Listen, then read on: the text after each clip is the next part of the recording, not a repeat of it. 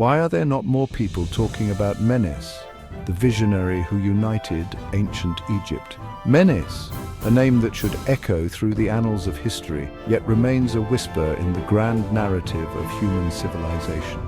His story is one of ambition, vision, and unparalleled leadership. Menes was not just a ruler, he was a dreamer, a strategist, and a unifier.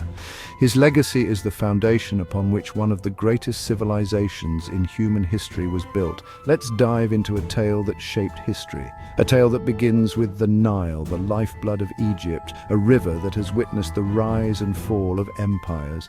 The Nile, with its predictable flooding, provided the fertile soil that allowed agriculture to flourish, giving rise to settlements and eventually a civilization. But before Egypt could become the beacon of culture and power that it was destined to be, it needed a leader who could see beyond the horizon, a leader who could unite its people and harness the power of the Nile. Long before the pyramids pierced the heavens, Egypt was a tapestry of scattered tribes, each living in harmony with the rhythms of the flood and the stars. These tribes, though diverse in their customs and beliefs, shared a common dependence on the Nile. They worshipped the river as a god, for it was the source of all life. The annual flooding of the Nile, known as the inundation, was both a blessing and a curse. It brought fertile silt to the land, but it also brought destruction.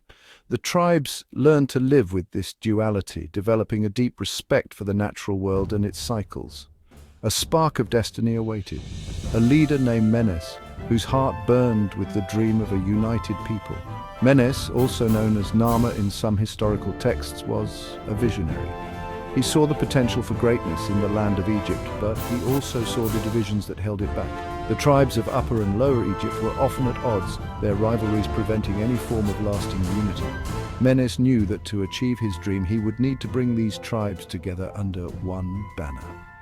Around 3100 BCE, Menes stood on the Nile's banks. Seeing the river as a divine gift, he understood that the Nile was more than just a river. It was the key to Egypt's future. The Nile's floods could be harnessed to irrigate crops, support large populations, and build cities. Menes envisioned a kingdom where the power of the Nile was fully realized, where its waters were controlled and directed to serve the needs of the people. This vision would require not only engineering prowess, but also political acumen and the ability to inspire and lead. He envisioned a kingdom where order, art, and faith intertwined like the papyrus reeds. In Menes's vision, Egypt would be a land of harmony, where the chaos of the natural world was balanced by the order of human society. He saw a land where art flourished, where the gods were honored, and where the people lived in peace and prosperity. This vision was not just a dream, it was a plan, a blueprint for a new kind of civilization. With courage and wisdom, Menes rallied the tribes of Upper and Lower Egypt. He traveled from village to village, speaking to the leaders and the people, sharing his vision of a united Egypt. He spoke of the benefits of unity, of the strength that would come from working together.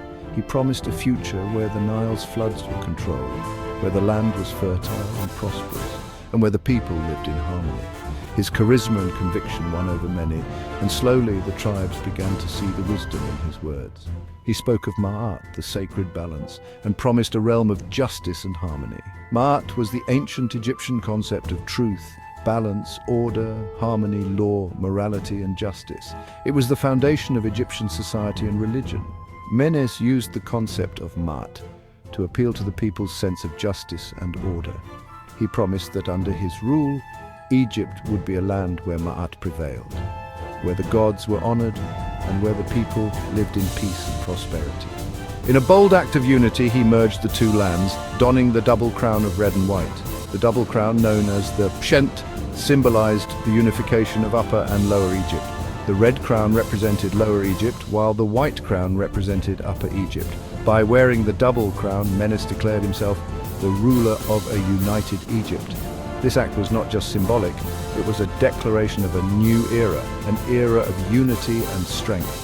Memphis, the city he founded, rose as the heart of a new Egypt.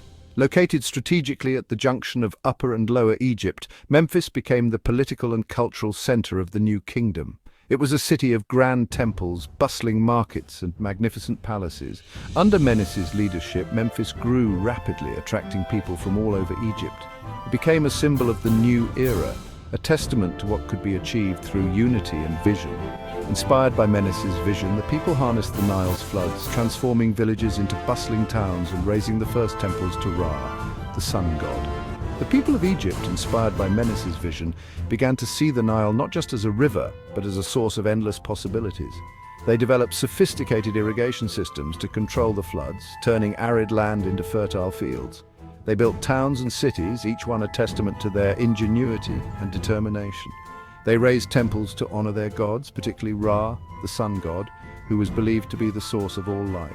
Scribes etched their dreams onto stone and papyrus, while artisans crafted jewels and statues. The scribes, the keepers of knowledge, recorded the history and achievements of the new kingdom. They wrote on stone and papyrus, creating a record that would last for millennia. The artisans, inspired by the new era, created works of art that reflected the beauty and grandeur of Egypt. They crafted jewels, statues, and other artifacts, each one a testament to their skill and creativity. As centuries passed, pharaohs built monuments that defied time. The Step Pyramid of Djoser marked the dawn of architectural revolution. The Step Pyramid, built during the reign of Pharaoh Djoser, was the first of its kind. It marked the beginning of a new era in Egyptian architecture, an era of grand monuments and ambitious construction projects. The pyramid was not just a tomb. It was a symbol of the pharaoh's power and a testament to the ingenuity and skill of the Egyptian people. Every stone laid, every obelisk raised was an act of faith in Egypt's eternal glory. The construction of these grand monuments was a collective effort involving thousands of workers and artisans. Each stone laid, each obelisk raised, was a testament to the people's faith in their civilization and their belief in its eternal glory. These monuments were not just structures. They were symbols of a civilization that believed in its own greatness and its place in the annals of history. Thus, from the Nile's embrace, the pharaonic civilization was born. The Nile, the lifeblood of Egypt, was the foundation upon which the pharaonic civilization was built. It provided the resources and the inspiration for a civilization that would last for millennia. The pharaonic civilization, with its grand monuments, its sophisticated culture, and its enduring legacy, was a testament to the vision and leadership of Menes, a beacon of human ingenuity and spirit, crafting a legacy that still whispers to us across the sands of time. The legacy of Menes and the pharaonic civilization is still with us today. The grand monuments, the artifacts, and the stories of this ancient civilization continue to inspire and captivate us. They are a testament to the ingenuity and spirit of the ancient Egyptians, and a reminder of what can be achieved through vision, unity, and determination. The story of Menes and the birth of ancient Egypt is a story of human potential, a story that